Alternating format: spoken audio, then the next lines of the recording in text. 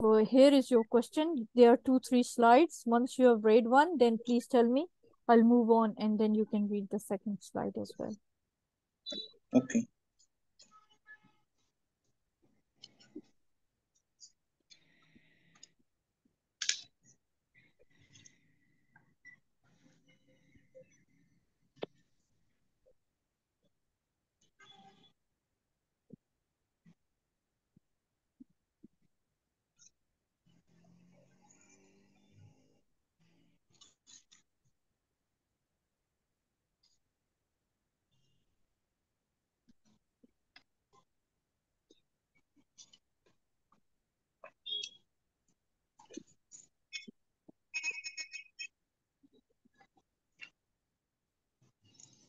Once you have read this slide, please tell me, then I'll move on.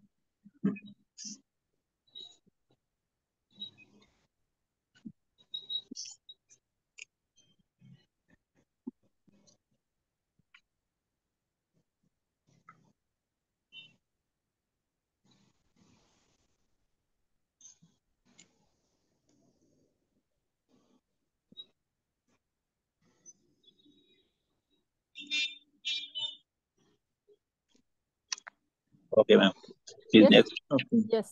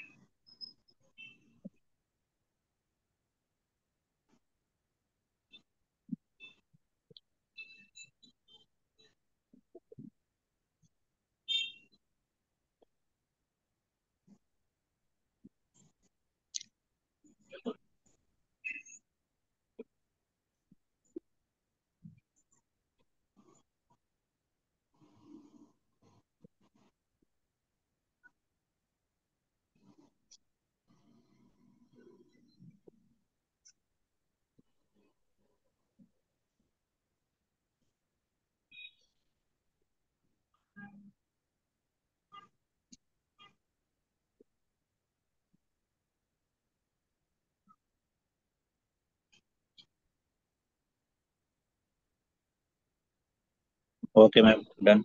All right. Okay. If you have read and understood, considering it communication skill station, I'm starting your timer. Please begin.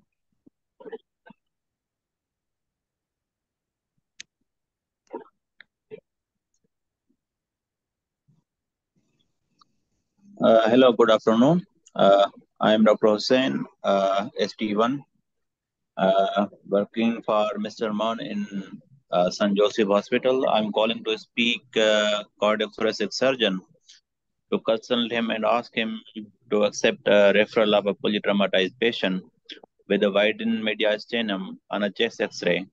So, can I check that I am speaking to cardiothoracic consultant? Yes, I am here. Summarize your case, please. Yes, sir. Actually, a 25 years old man, the history of road traffic accident on a motorcycle.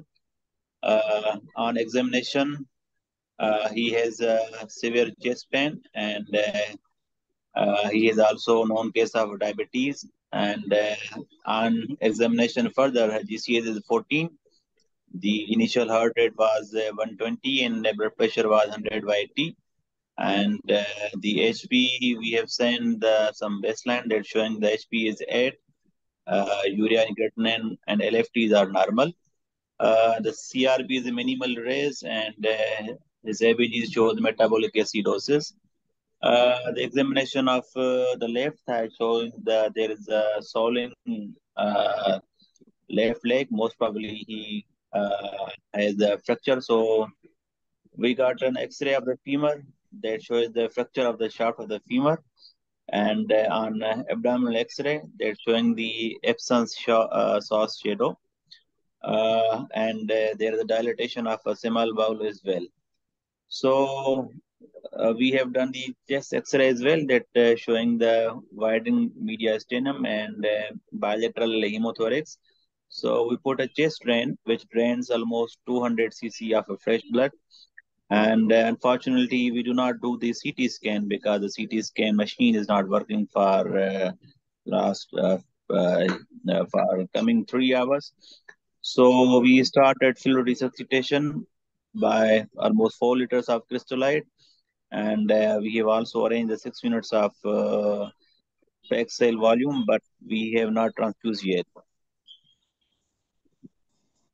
So, doctor, I see that the patient has polytrauma.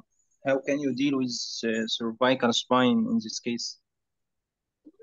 Yes, so we manage this patient according to the ATLS protocol.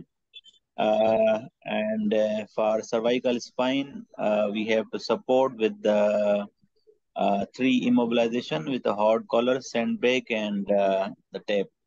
Good. Yes, that's good. And what do you think is the causes of this metabolic acidosis? Patient has a closed femur fracture, and he is also known case of diabetic mellitus. So I guess this could be the cause of metabolic acidosis in this patient.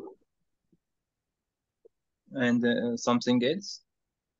It might be due to the compartment syndrome, and Oh, rhabdomyolysis could be the cause of this. okay. You said that the X-ray shows fracture side, Yes, right? And yes. for that, what would you do before referral? For the fracture of the femur, I will use the Thomas splint to stabilize the fracture, and I will also give some painkillers to pain-free to the patient. Okay. Do you think this suspected abdominal collection should be investigated before you refer your case? Yes, but for the fear of life, so patient have widened mediastinum, and we are suspecting that patient might not survive if we will do the exploratory laparotomy right now because the patient does have the absence of source shadow and presence of free fluid in the abdominal cavity. Although it is also emergency, but I guess first we will refer this patient to your setup for further management, and then we can also perform the exploratory laparotomy for the uh, abdomen as well. Okay. How do you know that your patient is responding to your fluid resuscitation? Is he Yes, I will responding check well? the yes, I will check the urine output, and I will also check for the capillary refill time, and I will check the pulse, and I will also monitor the central vein pressure, and I will also assess the condition of the patient if he is responding well, and then we can assess by this way. So there are certain clinical parameters through which we can assess the resuscitation of the patient. Okay. And what about who will you involve in this management of this patient? Who should be involved? The involvement should be because this is a polytraumatized patient, and one from the cardiothoracic surgeon, and the second one would be the general surgeon, third one would be the orthopedic surgeon, and fourth one would be the anesthetist, and fifth one would be the ITU registrar. Hello? Yes.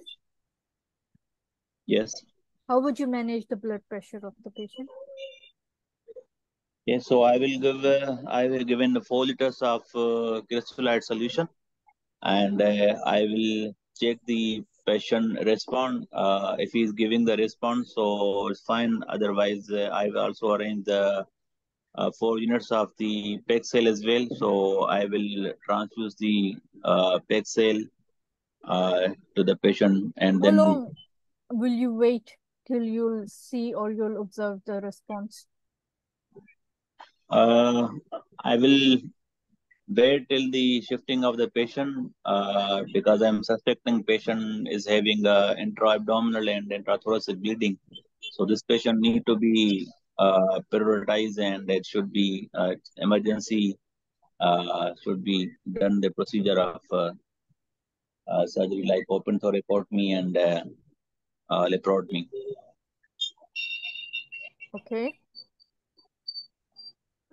And who will be all right? Is there any more questions? Yes, who will occupy the patient while transport, and which type of ambulance? Good.